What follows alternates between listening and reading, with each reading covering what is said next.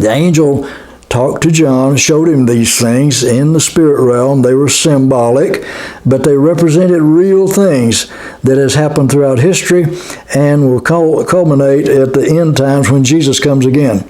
He said, I will show you the judgment of the great harlot who sits on many waters.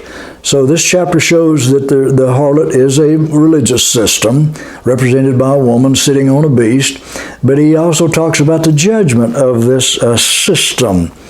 And so John was carried off into the wilderness and saw this in the spirit realm. A woman sitting on a scarlet beast, which was full of names of blasphemy, having 7 heads and 10 horns.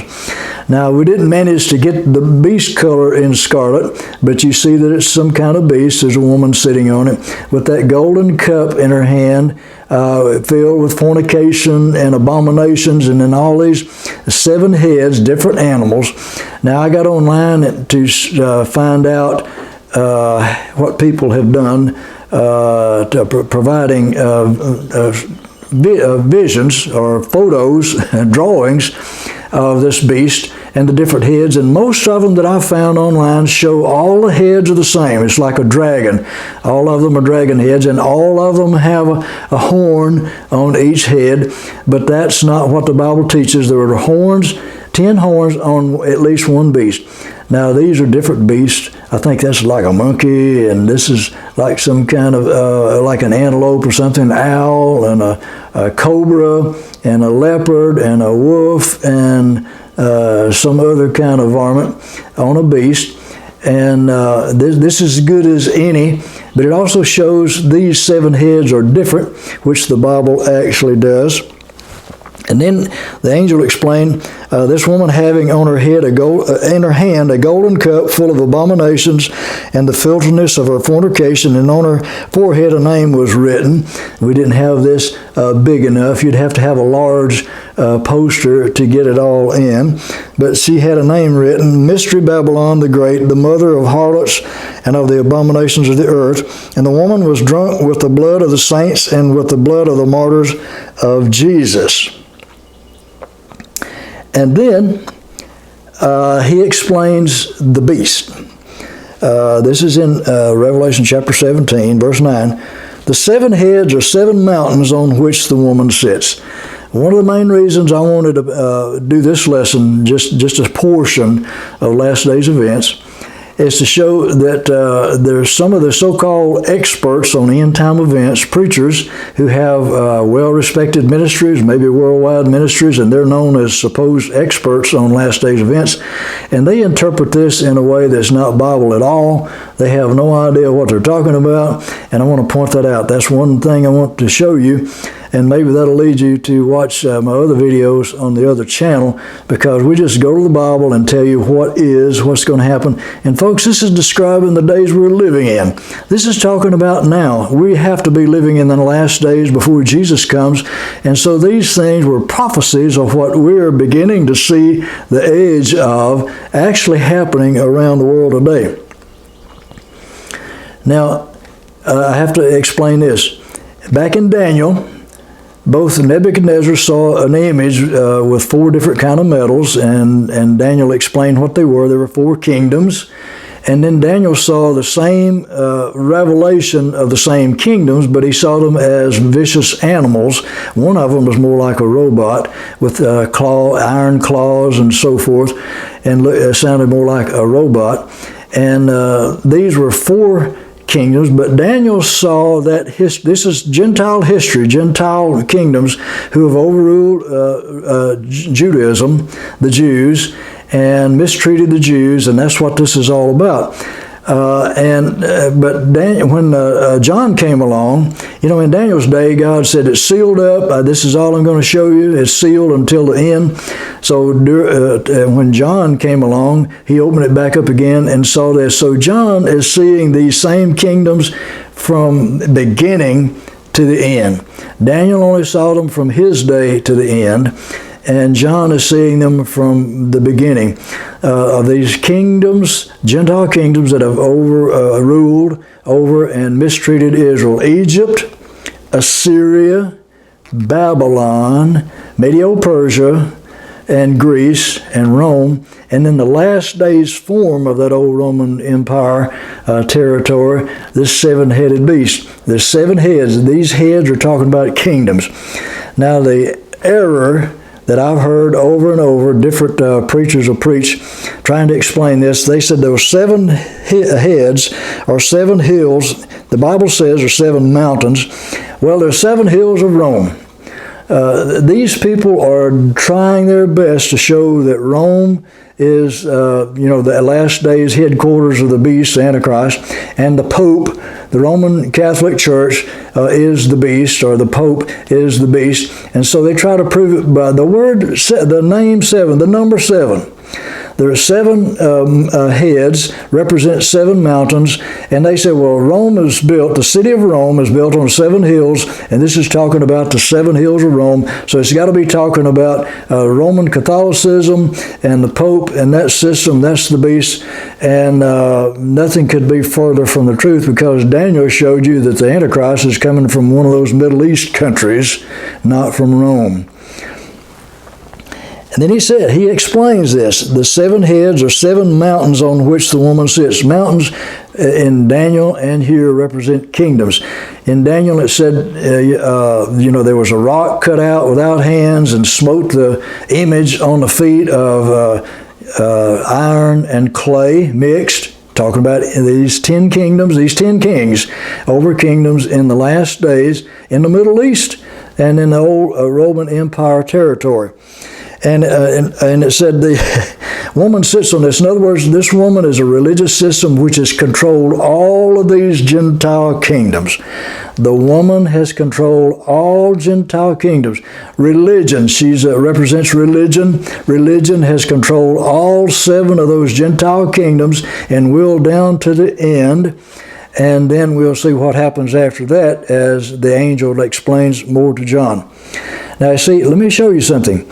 See, people can lift scriptures, portions of scriptures off the page and start speculating and teaching, and many people will fall right into it and just gobble it up and believe what they say because they're so-called experts. But let me show you this. If you'll keep reading, sometimes if you just keep reading, the very next verse will show you something different from what you speculated on that previous verse. Verse 10 in Revelation 17:10. There are also seven kings on these kingdoms. 5 have fallen, one is, and the other has not yet come. He explains what the seven heads are. They're kingdoms. He said 5 have fallen, so he can't be talking about the seven hills of Rome.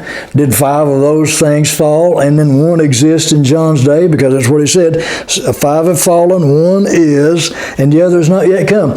So the 5 have fallen, only one in John's day, and one hadn't come yet. He cannot be talking about 7 dirt and rock hills of the city of Rome. He's talking about kingdoms, Gentile kingdoms that have ruled on the earth from the first one until Jesus comes and takes over. And he said 5 have fallen.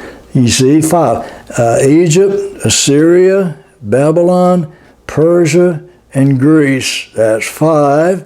And one is, John's day, it was Rome, and then one has not yet come. So he's saying in the last days, some part of this kingdom, division of this kingdom, will rise to the top and be that last Gentile kingdom to rule over Israel, oppress Israel, and try to rule the world before Jesus comes and puts an end to all this and sets up his kingdom that will last forever. And that's the idea here. Now I want to show you 2 purposes of this lesson. One is to identify who the woman is. It's a religious system ruling over a city. It's called a city. Mystery Babylon, the Great, the mother of harlots and abominations of the earth. But in Revelation 18, it talks about the literal city of Babylon. And many people say, well, that's a code word of Rome. Well, it's not a code word. It's a city called Babylon. There's one of the letters, Peter's letters, I think, said the church in Babylon greets you. So there was a little portion of that old empire, Babylon, a city, evident and still in existence in that day when that letter was written. And so that cities can be built overnight, so to speak, in our day. So whatever it is, it's not a code word. Babylon is Babylon, and there are other scriptures that show there was the literal city of Babylon, which will rise again, and that's what the Antichrist will rule over and rule from, and through these 10 kings. But I want to show you in Daniel, one of those 4 beasts that he saw had 10 horns. The horns were on one beast, not one on each one like many people show on the internet when I try to download these. That's why I had this picture drawn to show that each kingdom was a different head, and they may not be like the ones shown here, a cobra and an owl and so forth, but there were different animals, and representing those different Gentile kingdoms because of their nature. One was a leopard, and one was a lion, and one was a bear. And then if you go back and study about Egypt, it's represented both as an eagle and as a crocodile and so forth. So different animals represented them. And the horns were 10 kings on the last kingdom before Jesus takes over. The horns were not on all the other nations, all the other kingdoms, just on that last one. And let me read the last of this chapter 17 in Revelation. Well, he's going on, he said, the beast, the 10 horns which you saw are 10 kings who have received no kingdom as yet in John's day. They will receive authority for 1 hour as kings with the beast, and they will give their power and authority to the beast. They will bow down to the Antichrist. The beast is talking about the Antichrist, a man filled with the devil. The devil will fully energize him. And in verse 15, then he said to me, the waters which you saw where the harlot sits are peoples and multitudes and nations and tongues.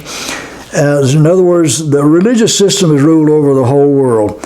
Everybody except God's people. The different forms of religion. It doesn't have to be one. Anything other than Christ, anything other than God's truth, those religions are of the devil, and they're of the world system, and they have ruled over the different systems. You can see today, different nations today, they have, some worship God, some don't believe there's no God. They worship different gods, but God's people worship the only true and the living God. And the angel is explaining to John who the woman is and her destiny and the destiny of the beast. The beast represented 7 kingdoms represented by people. Kingdoms made of people. Kingdoms rule over people. So they have so many people they rule over. The waters which you saw where the harlot sits are peoples, multitudes, nations, and tongues. And the 10 horns which you saw on the beast, these will hate the harlot.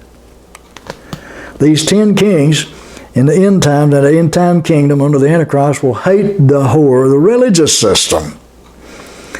Now, the religious system has dominated the world, whatever kingdom, all the kingdoms from the beginning.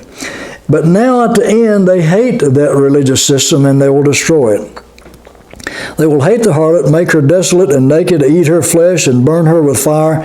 For God has put it into their hearts to fulfill His purpose, to be of one mind, to give their kingdom to the beast until the words of God are fulfilled. And the woman whom you saw is that great city which reigns over the kings of the earth. It's talking about Babylon. If you'll see the truth of this, Mystery Babylon is a religious system, but their headquarters is out of Babylon. This began in Babylon. Actually, before the kingdom of Babylon, back early in Genesis, it talks about after the flood, and the people came together, and they built a tower, and they were going to build a city, and they started that kingdom, and it was in Babylon.